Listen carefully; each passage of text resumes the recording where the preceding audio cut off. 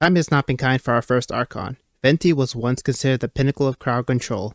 Now he's been neglected like a forgotten bottle in a dusty cellar. So what happened to him?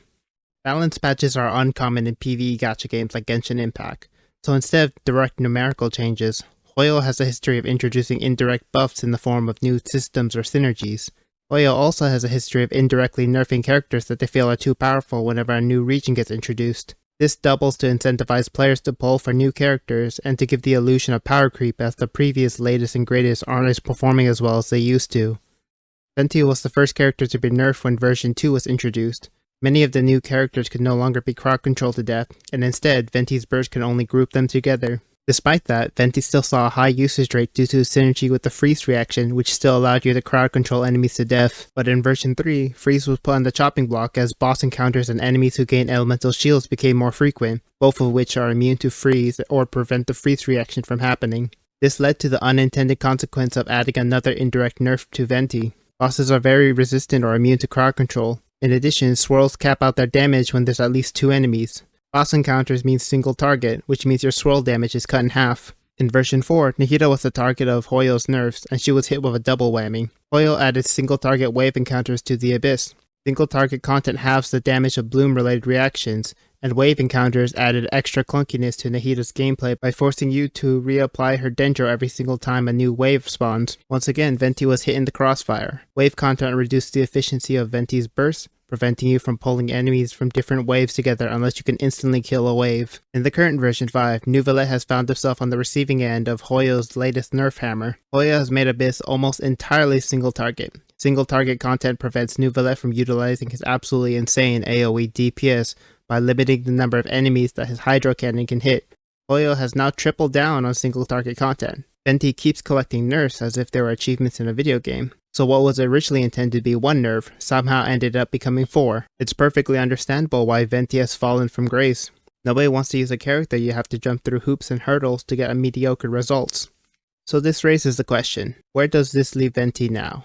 But before I answer that question, I need to break down some of Venti's nuances. All of these nerfs and assumptions assume you build Venti as a low investment support unit. This budget Venti build wants 4-piece Viridescent Venenator with triple EM, with Stringless, Favonius, or Elegy for the end being your best in slot weapon depending on your team, and with enough ER to burst off cooldown. In this build, you only care about EM and ER, so the hardest part about getting a good set is finding the 3 EM main stats with an ER substat. Your talent priorities will be getting to level 90 first, then leveling up your burst with skill being optional. Having Venti at level 80 instead of 90 will reduce your swirl damage by 33%. Because Venti's personal damage is so low, constellations don't offer any significant upgrade for this build. This EM build excels at multi-target content, but the catch is you have abysmal single-target damage. You also run into the issue where you deal next to no damage against elemental immune enemies because the majority of your damage will come from elemental swirls. This is a build where you double down on your strengths and double down on your weaknesses. If you want a build that can handle both single-target and multi-target content and sort of deal with elemental immune enemies, you want to build DPS Venti. DPS Venti wants attack and crit, but you can also use an ER sand to help build for your ER requirements. You'll need around 200 ER if you cast your skill once, and 165 if you cast your skill twice every rotation. You want to build 4-piece VV if Venti is your only Animo, and if you're running more than one Animo, you can also build Animo to maximize his personal damage. Subset priority will be ER, crit, attack, EM. Talent priorities will be levels and burst being equally important, then skill. For constellations, C2 offers a small upgrade with the additional Animo Stride. C3 and C4 offers the biggest upgrades by giving more burst levels and Animo bonus respectively, and C6 offers another upgrade from extra elemental Stride.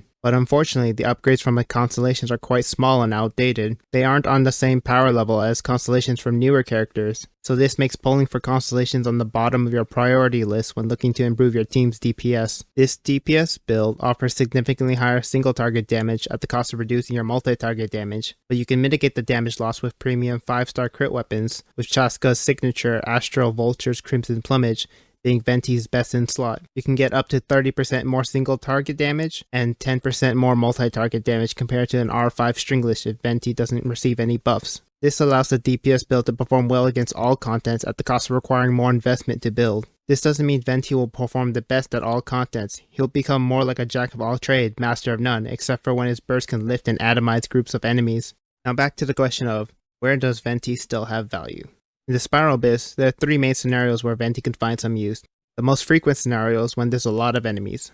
We only have a few characters that can group up a lot of enemies together. So in scenarios where you want a lot of grouping, you'll pick one of the main groupers that have the best synergy with the team you're using. And for Venti, those are teams with multiple hit AoE or teams focused around a single target. Multiple hit bursts like Ganyu's or Emily's target each enemies in sequence. When enemies are grouped together inside Venti's burst, your damage increases quadratically. Under normal circumstances, the AoE of each hit don't normally overlap with the hitbox of another enemy, but when enemies are grouped together, you get overlapping damage. And because these bursts target each enemy in sequence, you essentially shotgun your damage one right after the other. Unfortunately, with Natlit being extremely single target heavy, these multi-target focused teams aren't as practical as they could be. We will need to see a shift in the meta before these teams see more popularity again. But for single target teams, Venti allows characters with small hitboxes to gain AoE. This allows you to overcome some inherent design weaknesses for some teams, but by adding Venti, you trade some of your DPS ceiling for better multi-target coverage. For some teams, this trade allows them to punch above their weight class, but this is mostly for niche teams who rarely see the light of day due to lack of good supports. The second use case scenario is against immobile enemies. Even though Venti is primarily used for multi-target content, immobile enemies allows Venti to perform decently well in single target. It also allows you to take full advantage of Venti's damage multipliers without worrying if enemies will walk out of your burst. This is where you can make use of the high single target damage the DPS Venti build offers. Additionally, immobile enemies lends themselves to a quick and easy shield break under Venti's burst, so feel free to slot in Venti as your flex unit to help break shields, especially if you can get multiple different swirls going on at the same time. The final use case scenario is defense missions. Defense missions often deploy swarm wave tactics, and that's exactly what Venti excels at. Venti allows you to safely protect the objective while most of the enemies get crowd controlled to death. So historically, Venti has always seen an uptick in usage rate whenever there's a defense mission in Abyss. In the other endgame mode, Imaginarium Theater, Venti is also quite popular during the Anemo cycles. Venti's ability to trivialize any defense mission and most multi-target scenarios allows you to slot in your 3 weakest characters with Venti and know you're in for a few easy wins. And this will wrap up my updated Venti guide. I hope that I gave you a fair take on Venti and that I properly expanded on his nuances for those considering polling for him.